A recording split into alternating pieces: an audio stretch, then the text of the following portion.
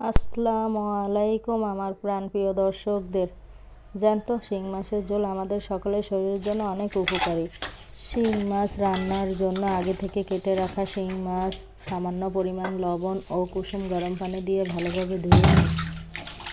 এরপর কড়াইয়ে তেল গরম করে তাতে পরিমাণ মতো পেঁয়াজ কুচি দিয়ে দিই।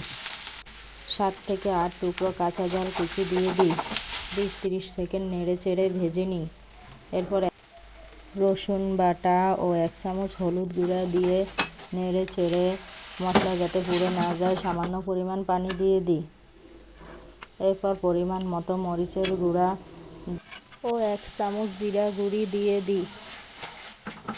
পরিমাণ মতো লবণ দিয়ে ভালোভাবে নেড়ে চেড়ে দিই। মশলাটা 2 মিনিট ভালোভাবে কষিয়ে নিই।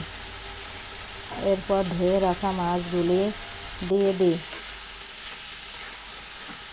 মাছগুলি ভালোভাবে কষিয়ে তাতে পরিমাণ মতো পানি দিয়ে দিই।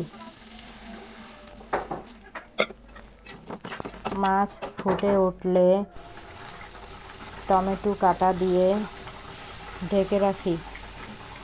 5 মিনিট ঢেকে রাখি যাতে মাছ ভালোভাবে সেদ্ধ হয়ে যায়।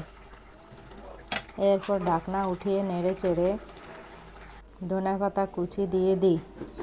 এই তো হয়ে গেল মজাদার শিং মাছের ঝোল। চ্যানেলটি সাবস্ক্রাইব করে পাশে থাকবেন যাতে নিত্য নতুন রান্নার ভিডিও বানাতে পারি।